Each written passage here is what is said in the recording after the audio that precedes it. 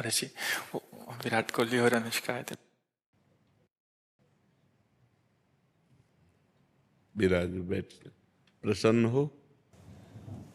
जी अभी ठीक। हाँ, नहीं, ठीक ही रहना चाहिए। हम आपको अपने प्रभु का विधान बताते हैं थोड़ा सा। जब प्रभु किसी पर कृपा करते हैं, ये वैभव मिलना कृपा नहीं है, ये पुण्य है।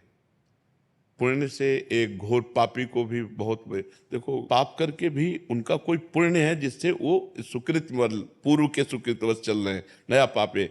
ये वैभव बढ़ना या यश बढ़ना ये भगवान की कृपा नहीं मानी जाती। भगवान की कृपा मानी जाती है अंदर का चिंतन बदलना, जिससे आपके अनंत जन्मों के संस्कार भस्म होकर और अगला जो है वो बड़ा उत्तम होगा। अंदर के चिंतन से होता है, बाहर से कुछ नहीं होता। महत्व अंदर का चिंतन। अच्छा, अंदर का चिंतन हम लोगों का स्वभाव बन गया बहिर्मुखी।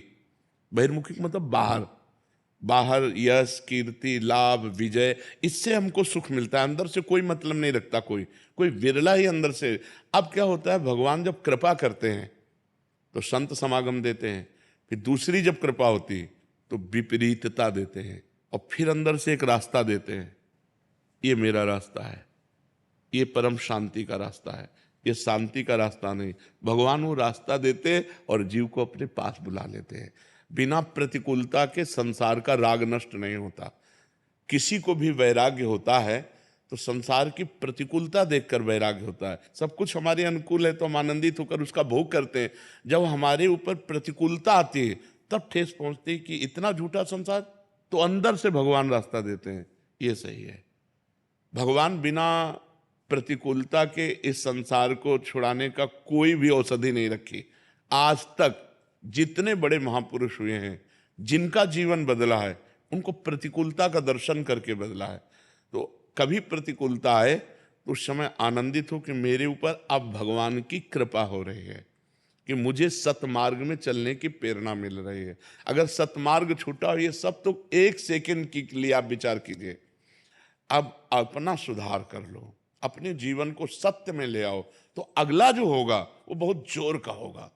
चाहे जन्म हो तो श्रीवान कुलवान धनवान वैभव संपन्न ऐसे, और भक्ति की अनुकूलता, भक्ति की अनुकूलता। खास बात श्रीवान धनवान कुलवान नहीं, खास बात भक्ति की अनुकूलता। अगर इस जन्म में भगवत प्राप्ति नहीं हुई तो भगवान श्री कृष्ण ने गीता में कहा है कि मेरे भक्त का नाश नहीं होता, मैं कुलवान धनवान श्रीवानों के कुल में जन्म देता हूं और फिर पुनः भक्ति का माहौल देता हूं, और पूर्व का जो भजन छूटा हुआ हो वहीं से उसको। अब बिल्कुल ऐसे ही रहो जैसे रह रहे हो, बिल्कुल संसारिक बन करके रहो, लेकिन अंदर का चिंतन आपका बदल जाए। अंदर के चिंतन में आपकी यश की भावना न रह जाए, अंदर के चिंतन में आपको धन बढ़ाने की भावना न रह जाए। अंदर का चिंतन हो जाए, प्रभु बहुत जन्म व्यतीत हो गए, अब एक बार आपसे मिलना चाहती हूँ, एक बार आपसे मिलना चाहते हैं प्रभु, मुझे आप चाहिए, अब संसार नहीं। तो बात बन जाएगी, तो बात बन जाएगी। तो इसलिए आनंद पूर्वक भगवान का नाम जप करो, बिल्कुल चिंता मत करो। बाबा, क्या नाम जप से हो जाएगा? पूरा, ये हम अपने जीवन का अनुभव बताते हैं। सांख्य योग और अष्टांग योग और कर्म योग और भक्ति योग, चारों योगों में प्रवेश रहा है। पहले हम सन्यासी रहे हैं 20 वर्ष सन्यासी रहे काशी विश्वनाथ जी। तो हम सांख्य योग, अष्टांग योग, जो अष्टांग योग है ना, अष्टांग योग कर्म योग, इन तीनों को अच्छी प्रकार जान करके और फिर भक्ति योग में आए हैं। स्वयं भगवान शंकर से बढ़कर कोई ज्ञानी तो नहीं ना, सनकादि से बढ़कर कोई ज्ञानी नहीं। वो हरिशरणम हरिशरणम सनकादि हर समय जपते रहते हैं। भगवान शिव राम राम राम राम राम राम जपते रहते हैं। हम वृंदावनवासी प्रिया प्रीतम के उपासी, तो जो राम में राह है वही राह है, जो धा है ये रस देने वाली वस्तु है। तो हम राधा राधा राधा राधा, मतलब आप ये समझो कि हमारी इतनी तार्किक बुद्धि रही, हमारी श्रद्धालु बुद्धि नहीं रही। सन्यासी की जो बुद्धि होती है वो तर्क प्रधान होती, कसौटी पर कसने पर। तो हम केवल भावुकता में राधा राधा का प्रचार नहीं कह रहे कि हमने सुना और ऐसे ग्रंथों में पढ़ा और ऐसे कह रहे, स्वयं स्वाद लेके कह रहे और विश्वास के साथ कह रहे कि यदि आप राधा राधा जपते हो तो इसी जन्म में भगवत प्राप्ति हो जाएगी, इसी जन्म में। जैसे किसी से कहा जाए कि तुम सत्य बोलो, मंदिर में चढ़ के बोलो, तो हम मंदिर में नहीं, हम वृंदावन में बैठे हैं। करोड़ों मंदिर इसकी समानता नहीं कर सकते, भगवान का परम धाम है। अगर राधा राधा नाम चल रहा है तो इसी जन्म में भगवत प्राप्ति हो जाएगी। हमारी आखिरी श्वास यदि राधा, तो मुझे श्री जी की प्राप्ति, भगवान की प्राप्ति हो जाएगी, इसमें कोई संशय नहीं। और किसी साधनों की कोई आवश्यकता नहीं। आप केवल अंदर ही अंदर चलाइए और लिखिए। देखो, हम जो कह रहे हैं उसको समझो। बहुत अधिक नाम जपने की हमें चेष्टा नहीं करनी, कम संख्या हो लेकिन मन लगा करके हो।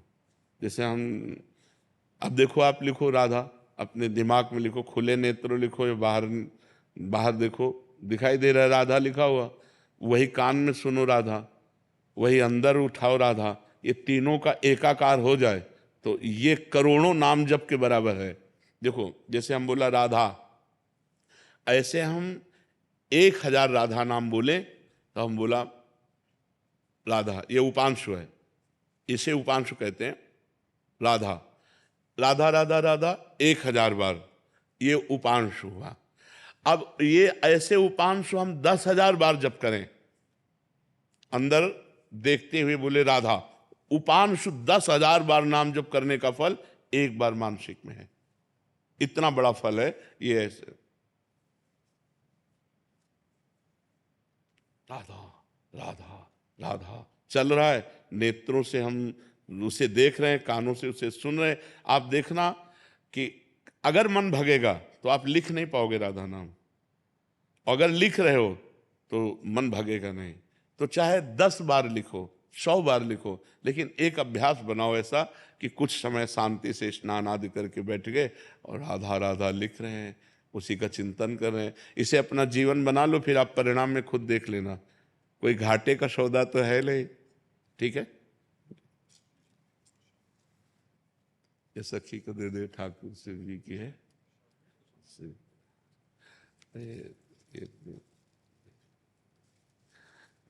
खूब आनंदित रहो, नाम जप करते रहो, प्रसन्न।